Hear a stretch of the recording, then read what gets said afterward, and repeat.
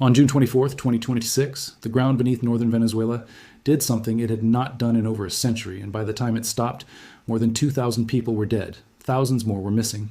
And a coastal region that had felt safe for generations understood, in less than 60 seconds, exactly how dangerous the earth beneath their feet really was. But here is the part almost nobody is talking about. The fault that ruptured that night does not end at the Venezuelan coastline. It kept going, east, underwater, directly toward Trinidad and Tobago, and less than a month later, it moved again.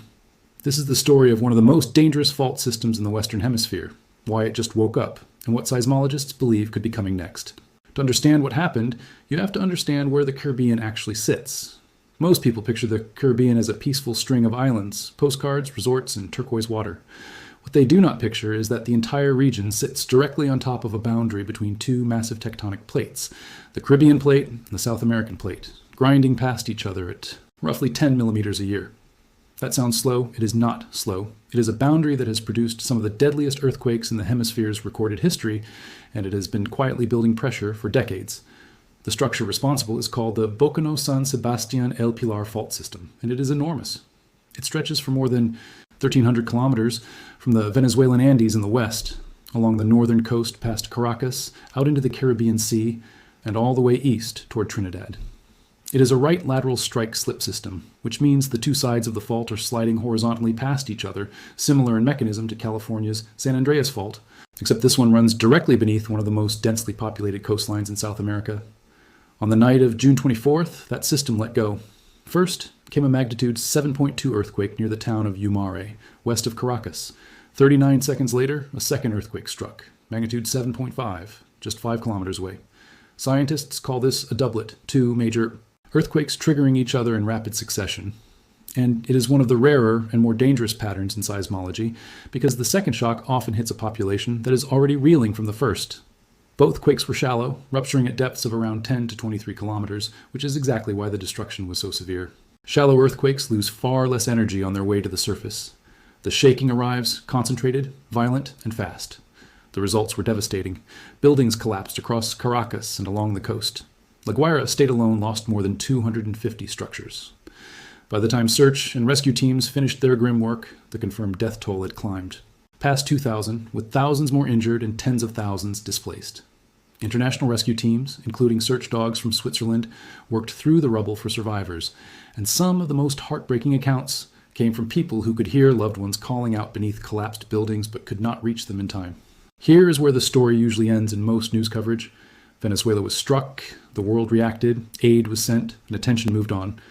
But scientists who study this fault system were not done watching, because the Boconó San Sebastián El Pilar system does not stop at the Venezuelan border.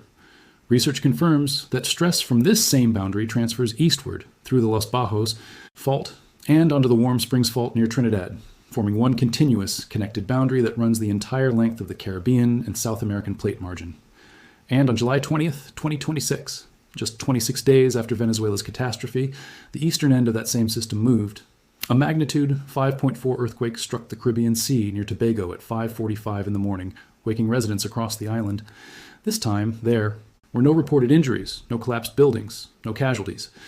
People felt strong shaking, and some ran outside, and then it was over. On the surface, it looked like nothing compared to Venezuela. Underneath, it was a warning most people missed entirely. The reason Tobago's quake was survivable while Venezuela's was catastrophic comes down to a single number, and it is not the magnitude. Venezuela's magnitude, 7.5 earthquake released roughly 316 times more energy than Tobago's 5.4. But the deeper factor is depth. Venezuela's main shock ruptured at around 10 kilometers below the surface. A shallow, violent, concentrated release of energy. Tobago's quake occurred 73 kilometers down, deep enough that the seismic waves dissipated significantly before ever reaching the surface. Same fault system, same underlying tectonic boundary, wildly different outcomes, purely because of where along that boundary the rupture occurred and how deep it sat. This is the detail that should worry people far more than it currently does. The same locked plate boundary that is capable of producing a magnitude 7.5 disaster in Venezuela is theoretically capable of producing a magnitude 8 earthquake somewhere along its length, and large portions of that boundary run directly beneath, or just offshore from, Trinidad and Tobago. To understand why, you need to know this region's earthquake history, because this is not new territory. The El Pilar Fault, the eastern segment of the system, is considered the most active and dangerous fault in Venezuela. Cumaná, a city sitting almost directly on top of it, has been damaged or destroyed by earthquakes 8 separate times going back to the year 1530. Trinidad's own seismic record is just as sobering. In 1766, a magnitude 7.9 earthquake destroyed the island's capital city at the time. In 1888, a magnitude 7.5 event caused damage stretching from Trinidad all the way to St. Vincent. And in 1968, the largest instrumentally recorded earthquake in the region, a magnitude 7.0, struck and caused significant damage in both Venezuela and Port of Spain. The University of the West Indies Seismic Research Center, the organization that monitors earthquake activity across the Eastern Caribbean, has been explicit about this. Following the Venezuela doublet, researchers there confirmed that the earthquakes occurred inside an active plate boundary zone containing several major connected fault systems, and that a rupture involving multiple fault segments firing in close succession is uncommon, but far from unprecedented for this region. There's another layer to this that makes the hazard even more complicated, and it involves geometry rather than raw energy.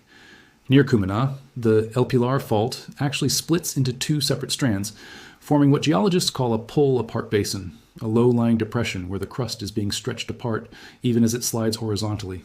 This kind of structure tends to concentrate strain in unusual ways, and it is part of why this particular stretch of coastline has such a long and repeated history of destructive earthquakes rather than one isolated event centuries ago.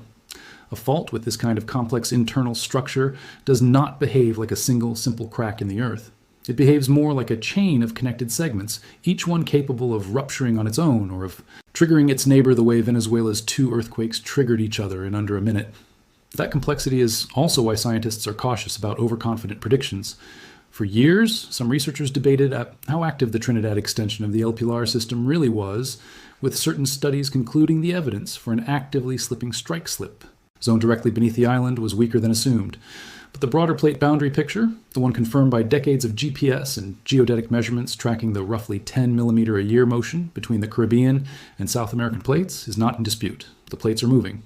The strain has to go somewhere. And the historical earthquake record, stretching back to 1530 near Cumaná and to 1766 in Trinidad, shows exactly where a significant share of it has been released before. So what actually happens next? Nobody, no scientist, no seismologist, no government agency on Earth can tell you exactly when or where the next major rupture along this boundary will occur. Earthquake prediction at that level of precision simply does not exist yet. But seismologists can tell you where the stress is currently concentrated, and that is where the real concern lies. When a major fault ruptures, it does not just release stress, it also transfers stress onto the neighboring, still-locked sections of the same fault system. This is a well-documented phenomenon called stress triggering, and it is part of why scientists were watching Trinidad and Tobago so closely in the weeks after Venezuela's earthquake.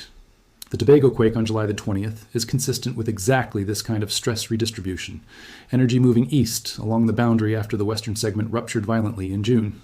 Zone 1 of this fault system, the area north of the Paria Peninsula near Trinidad, is officially classified by the UWI Seismics Research Center as the second most seismically active zone in the entire Eastern Caribbean. It is a genuinely complex intersection of faults, where subduction-related thrust faulting at greater depth meets shallow strike slip motion from the El Pilar Fault itself, all layered on top of each other in the same relatively small stretch of ocean and coastline. Further west, near the Gulf of Paria, the Los Bajos Fault and the Warm Springs Fault converge with El Pilar in another tangled, seismically active junction. Scientists studying this intersection have noted that a kink in the fault geometry here appears to concentrate stress at a higher rate than surrounding sections, which is exactly the kind of location where future ruptures tend to originate. There is also a deeper hazard layered beneath all of this that rarely makes headlines. North of the Paria Peninsula, the South American plate is not just sliding sideways past the Caribbean plate, it is also beginning to descend beneath it, into the mantle, at depths ranging from 50 to as much as 300 kilometers. This subduction-related structure is a separate mechanism from the shallow strike slip faulting that caused Venezuela's disaster, but it sits in almost the exact same geographic zone, which is part of why this stretch of the Eastern Caribbean is considered so seismically complex. Shallow strike slip ruptures like the one in Venezuela tend to produce intense, concentrated shaking with limited tsunami risk. Larger ruptures involving the deeper subduction, related faulting, or offshore strands of the fault system beneath the Caribbean Sea carry a different kind of danger, the potential to displace enough seafloor to generate a regional tsunami, Something coastal communities across Trinidad, Tobago, and Venezuela's northern coast are generally far less prepared for than they are for shaking alone. None of this means a magnitude 8 earthquake is coming tomorrow, next month, or even next year. Fault systems like this one can remain locked for decades, sometimes over a century, quietly accumulating strain before releasing it all at once. That uncertainty is precisely what makes this kind of hazard so difficult for the public to take seriously. There is no ticking clock you can watch. There is only a fault, a documented history of major ruptures roughly every century or so, and a recent unmistakable sign that the system is currently active and transferring stress along its length. What earthquake scientists actually want people in this region to take away from all of this is straightforward. This is not a one-time disaster confined to Venezuela. It is an ongoing sequence on a fault system that has already demonstrated twice in 1 month that it is capable of large, damaging, and unpredictable ruptures. Preparedness, building codes, early warning systems, and public awareness are not overreactions. They are the direct, practical response to a well-documented, well-studied hazard that has already killed thousands of people this year alone. If you found this breakdown of one of the most dangerous fault systems on the planet interesting, make sure you like and subscribe, because there's a lot more happening beneath the surface of this planet than most people ever get told, and this channel exists to keep you ahead of it. The Caribbean plate boundary has ruptured once catastrophically and once as a smaller aftershock only weeks apart, and the same forces that built both of those earthquakes are still down there, still locked, still building. Whether the next major release happens in 5 years or 50, the geology is not in question. This fault has done this before, repeatedly for centuries, and every historical record we have says it will do it again. The only real unknown is when, and for the millions of people living along this boundary, from Caracas to Port of Spain, that uncertainty is exactly why scientists are refusing to look away.